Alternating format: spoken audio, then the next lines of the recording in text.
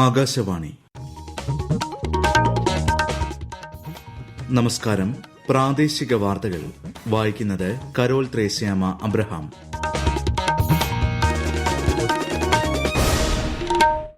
പ്രധാന വാർത്തകൾ. വികസിത ഇന്ത്യ എന്ന ലക്ഷ്യം സാക്ഷാത്കരിക്കുന്നതിന് സ്വയം പര്യാപ്തത അനിവാര്യ ഘടകമാണെന്ന് പ്രധാനമന്ത്രി നരേന്ദ്രമോദി. കേരളത്തിന്റെ കടമെടുപ്പ് പരിധിയിൽ ഇളവ് അനുവദിക്കണമെന്ന ആവശ്യത്തിൽ നാളെ തീരുമാനമറിയിക്കാൻ കേന്ദ്രത്തിന് നിർദ്ദേശം നൽകി സുപ്രീംകോടതി. നിർമ്മിത ബുദ്ധി, സെമി കണ്ടക്ടർ, ഇലക്ട്രോണിക്സ് മേഖലകളിലാണ് ഇന്ത്യയുടെ ഭാവിയെന്ന് കേന്ദ്ര സഹമന്ത്രി രാജീവ് ചന്ദ്രശേഖർ. സംസ്ഥാനത്ത് ചൂട് വർദ്ധിച്ച സാഹചര്യത്തിൽ ജ്യൂസ് കടകൾ കേന്ദ്രീകരിച്ച് പ്രത്യേക പരിശോധനയുമായി ഭക്ഷ്യസുരക്ഷാ വകുപ്പ്. ഇന്ത്യൻ വ്യോമസേനയുടെ തേജസ് യുദ്ധവിമാനം ജയ്സാൽമീറിൽ തകർന്നു വീണു. ആളപായമില്ല. വനിതാ പ്രീമിയർ ലീഗ് ക്രിക്കറ്റിൽ ഇന്ന് മുംബൈ ഇന്ത്യൻസ് റോയൽ ചലഞ്ചേഴ്സ് ബാംഗ്ലൂരിനെ നേരിടും. വാർത്തകൾ വിശദമായി. വികസിത ഇന്ത്യ എന്ന ലക്ഷ്യം സാക്ഷാത്കരിക്കുന്നതിന് രാജ്യത്തിന്റെ സ്വയം പര്യാപ്തത അനിവാര്യമാണെന്ന് പ്രധാനമന്ത്രി നരേന്ദ്രമോദി. രാജസ്ഥാനിലെ പൊഖ്രാനിൽ തദ്ദേശീയമായി നിർമ്മിച്ച പ്രതിരോധ ഉപകരണങ്ങളുടെ പ്രദർശനമായ ഭാരത് ശക്തി വീക്ഷിക്കുകയായിരുന്നു പ്രധാനമന്ത്രി.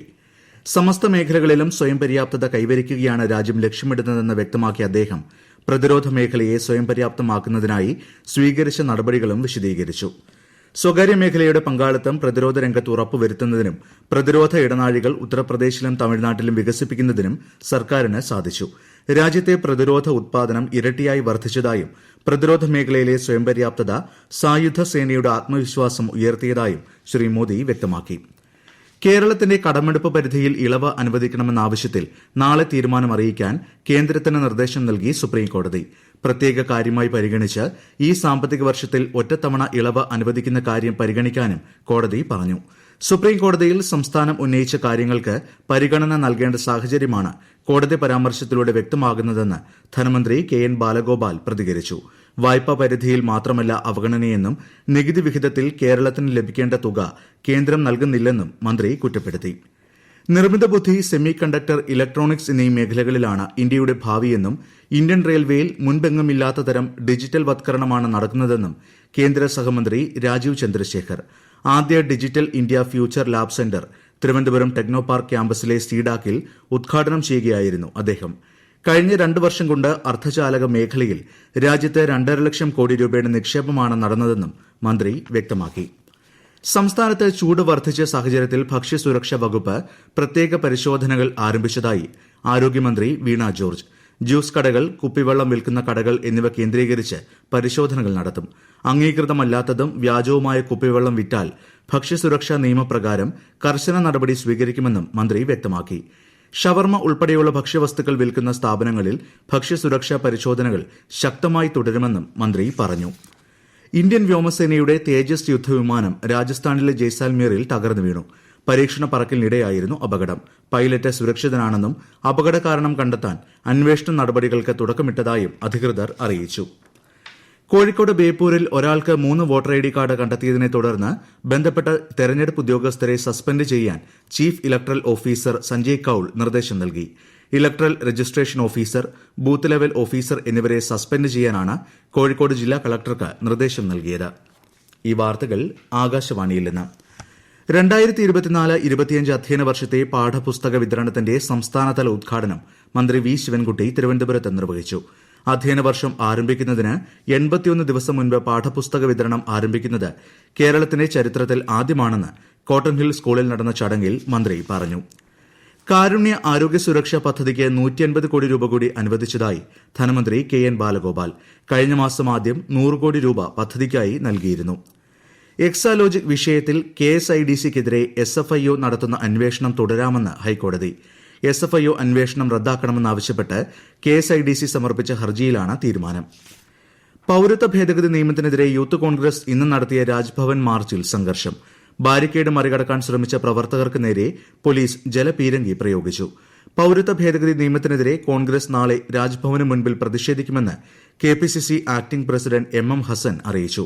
അതിനിടെ പൌരത്വ ഭേദഗതി നിയമത്തിനെതിരെ മുസ്ലിം ലീഗ്, DYFI തുടങ്ങിയ സംഘടനകൾ സുപ്രീംകോടതിയെ സമീപിച്ചു. പൌരത്വത്തെ മതത്തിന്റെ അടിസ്ഥാനത്തിൽ കണക്കാക്കുന്നത് രാജ്യത്തെ മതനിരപേക്ഷതയെ തകർക്കുമെന്ന് CPIM സംസ്ഥാന സെക്രട്ടറി MV ഗോവിന്ദൻ. ഇത് വർഗീയ ധ്രുവീകരണത്തിന് ഇടയാക്കുമെന്നും അദ്ദേഹം തിരുവനന്തപുരത്ത് വാർത്താ സമ്മേളനത്തിൽ പറഞ്ഞു. പൌരത്വ ഭേദഗതി നിയമം കേരളത്തിൽ നടപ്പാക്കില്ലെന്നാണ് സംസ്ഥാന സർക്കാരിന്റെയും സിപിഐഎമ്മിന്റെയും നിലപാടെന്നും അദ്ദേഹം പറഞ്ഞു. പൌരത്വ ഭേദഗതി നിയമത്തിന്റെ മറവിൽ ജനങ്ങളെ ഭിന്നിപ്പിക്കുകയാണ് എൽഡിഎഫും യുഡിഎഫും ചെയ്യുന്നതെന്ന് ബിജെപി സംസ്ഥാന അധ്യക്ഷൻ കെ സുരേന്ദ്രൻ. പൌരത്വ ഭേദഗതി നിയമം ഇന്ത്യയിലെ പൌരന്മാർക്ക് വേണ്ടിയല്ലെന്നും പാകിസ്ഥാൻ, ബംഗ്ലാദേശ്, അഫ്ഗാനിസ്ഥാൻ എന്നീ രാജ്യങ്ങളിൽ മതത്തിന്റെ പേരിൽ പീഡിപ്പിക്കപ്പെടുന്ന ന്യൂനപക്ഷ വിഭാഗങ്ങൾക്ക് വേണ്ടിയാണെന്നും അദ്ദേഹം കൊച്ചിയിൽ മാധ്യമങ്ങളോട് പറഞ്ഞു. പത്തനംതിട്ട ജില്ലയിലെ പ്രസിദ്ധമായ ഓമല്ലൂർ വയൽ വാണിഭം മറ്റന്നാൾ ആരംഭിക്കും. പഴമയും പുതുമയും കൈകോർക്കുന്ന വയൽ വാണിഭ ഭൂമിയിലേക്ക് നിരവധി ആളുകളാണ് വരും ദിവസങ്ങളിൽ എത്തുക. ആകാശവാണി പത്തനംതിട്ട ജില്ലാ പ്രതിനിധി ശ്രീജി എസ് ശ്രീധർ തയ്യാറാക്കിയ റിപ്പോർട്ട്. കാർഷിക സംസ്കൃതിയുടെ സ്മരണകൾ ഉണർത്തി ഒരു മാസം നീണ്ടുനിൽക്കുന്ന ഓമലൂർ വയൽവാണിഭത്തിന് മറ്റന്നാൾ തുടക്കമാകും. വയൽവാണിഭത്തിന് തുടക്കം കുറിച്ചുകൊണ്ടുള്ള ദീപശിഖ പ്രയാണം കൊല്ലം ജില്ലയിലെ വെളിനെല്ലൂർ ശ്രീരാമക്ഷേത്രത്തിൽ നിന്നും നാളെ വൈകുന്നേരം 5-ന് ഓമലൂരിലെ സ്മൃതിമണ്ഡപമായ പാലമരച്ചുവട്ടിൽ എത്തും. വെളിനെല്ലൂരിൽ നിന്നും 600 വർഷങ്ങൾക്ക് മുൻപ് ഓടിയെത്തിയ കാളക്കൂറ്റനെ ഓമലൂർ വയലിൽ പാലക്കുറ്റിയിൽ കെട്ടിയതായും അവിടെ വെച്ച് അതിന് വില പറയാൻ ആളുകൾ കൂടിയതുമാണ് വയൽവാണിഭത്തിന്റെ തുടക്കം കുറിച്ചുകൊണ്ടുള്ള ഐതിഹ്യം. 14-നു രാവിലെ വയലിൽ കന്നുകാലി വാണിഭം നടക്കും. വൈകുന്നേരം 4-ന് നടക്കുന്ന സാംസ്കാരിക ഘോഷയാത്ര പഞ്ചായത്ത് സ്റ്റേഡിയത്തിൽ നിന്ന് ആരംഭിച്ച് ഓമലൂർ ചന്ത മൈതാനിയിൽ സമാപിക്കും. കൂടുതൽ മേഖലകളിലേക്ക് സർവീസ് വ്യാപിപ്പിക്കാനൊരുങ്ങി Kochi water metro. Mulavukad north, south Chittoor, Eloor, Cheranellur എന്നീ 4 ടെർമിനലുകൾ മുഖ്യമന്ത്രി പിണറായി വിജയൻ മറ്റന്നാൾ ഓൺലൈനായി ഉദ്ഘാടനം ചെയ്യും. ഇതോടെ 2 പുതിയ റൂട്ടുകൾ കൂടി വാട്ടർ മെട്രോ സർവീസ് ആരംഭിക്കും. ഹരിയാനയുടെ പുതിയ മുഖ്യമന്ത്രിയായി നായിബ് സിംഗ് സൈനി അധികാരമേറ്റു. മുൻ മുഖ്യമന്ത്രി മനോഹർലാൽ ഖട്ടർ ഇന്ന് രാവിലെ രാജിവെച്ചതിനെ തുടർന്നാണ് ബിജെപി ഹരിയാന അധ്യക്ഷനും ലോക്സഭാ എംപിയുമായ ശ്രീ സൈനി അധികാരമേറ്റത്. ലോക്സഭാ തെരഞ്ഞെടുപ്പിലെ സീറ്റ് വിഭജനവുമായി ബന്ധപ്പെട്ട് ഭരണകക്ഷി സഖ്യത്തിൽ പിളർപ്പുണ്ടെന്ന റിപ്പോർട്ടുകൾക്കിടയിലായിരുന്നു രാജി. ഇടുക്കി ജില്ലയിലെ വന്യജീവി ആക്രമണങ്ങൾ നേരിടുന്നതിനുള്ള പ്രവർത്തനങ്ങൾ ചർച്ച ചെയ്യുന്നതിനായി കളക്ടറേറ്റിൽ സർവകക്ഷി യോഗം ചേർന്നു. ജില്ലാ കളക്ടർ അധ്യക്ഷത വഹിച്ച യോഗത്തിൽ മന്ത്രി റോഷി അഗസ്റ്റിനും മറ്റ് ജനപ്രതിനിധികളും നേതാക്കളും പങ്കെടുത്തു. വനിതാ പ്രീമിയർ ലീഗ് ക്രിക്കറ്റിൽ ഇന്ന് മുംബൈ ഇന്ത്യൻസ് റോയൽ ചലഞ്ചേഴ്സ് ബാംഗ്ലൂരിനെ നേരിടും. വൈകിട്ട് 7:30-ന് ഡൽഹിയിലെ അരുൺ ജെയ്റ്റ്ലി സ്റ്റേഡിയത്തിലാണ് മത്സരം. രഞ്ജി ട്രോഫി ക്രിക്കറ്റ് ഫൈനലിൽ മുംബൈക്കെതിരെ വിദർഭയ്ക്ക് 538 റൺസ് വിജയലക്ഷ്യം. മുംബൈ ഒന്നാം ഇന്നിംഗ്സിൽ 224-ഉം രണ്ടാം ഇന്നിംഗ്സിൽ 418 റൺസാണ് നേടിയത്. ഒന്നാം ഇന്നിംഗ്സിൽ 105 റൺസ് നേടിയ വിദർഭ രണ്ടാം ഇന്നിംഗ്സിൽ വിക്കറ്റൊന്നും നഷ്ടമാകാതെ 10 റൺസ് എന്ന നിലയിലാണ്. സീപോർട്ട് എയർപോർട്ട് റോഡ് വികസനവുമായി ബന്ധപ്പെട്ട ഭൂമി വിട്ടു നൽകിയവർക്ക് ഈ വർഷം ഓഗസ്റ്റ് മാസത്തോടെ നഷ്ടപരിഹാര തുക കൈമാറാൻ തീരുമാനം. ആലുവയിൽ അൻവർ സാദത്ത് എംഎൽഎയുടെയും ജില്ലാ കളക്ടർ NSK ഉമേഷിന്റെയും നേതൃത്വത്തിൽ നടന്ന യോഗത്തിലാണ് തീരുമാനം. പ്രധാന വാർത്തകൾ വീണ്ടും. വികസിത ഇന്ത്യ എന്ന ലക്ഷ്യം സാക്ഷാത്കരിക്കുന്നതിന് സ്വയം പര്യാപ്തത അനിവാര്യ ഘടകമാണെന്ന് പ്രധാനമന്ത്രി നരേന്ദ്രമോദി. കേരളത്തിന്റെ കടമെടുപ്പ് പരിധിയിൽ ഇളവ് അനുവദിക്കണമെന്ന ആവശ്യത്തിൽ നാളെ തീരുമാനമറിയിക്കാൻ കേന്ദ്രത്തിന് നിർദ്ദേശം നൽകി സുപ്രീംകോടതി. നിർമ്മിത ബുദ്ധി, സെമി കണ്ടക്ടർ, ഇലക്ട്രോണിക്സ് മേഖലകളിലാണ് ഇന്ത്യയുടെ ഭാവിയെന്ന് കേന്ദ്ര സഹമന്ത്രി രാജീവ് ചന്ദ്രശേഖർ. സംസ്ഥാനത്ത് ചൂട് വർദ്ധിച്ച സാഹചര്യത്തിൽ ജ്യൂസ് കടകൾ കേന്ദ്രീകരിച്ച് പ്രത്യേക പരിശോധനയുമായി ഭക്ഷ്യസുരക്ഷാ വകുപ്പ്. ഇന്ത്യൻ വ്യോമസേനയുടെ തേജസ് യുദ്ധവിമാനം ജയ്സാൽമീറിൽ തകർന്നു വീണു. ആളപായമില്ല. വനിതാ പ്രീമിയർ ലീഗ് ക്രിക്കറ്റിൽ ഇന്ന് മുംബൈ ഇന്ത്യൻസ് റോയൽ ചലഞ്ചേഴ്സ് ബാംഗ്ലൂരിനെ നേരിടും. പ്രാദേശിക വാർത്തകൾ കഴിഞ്ഞു. അടുത്ത വാർത്താ പ്രക്ഷേപണം 7:25-ന്.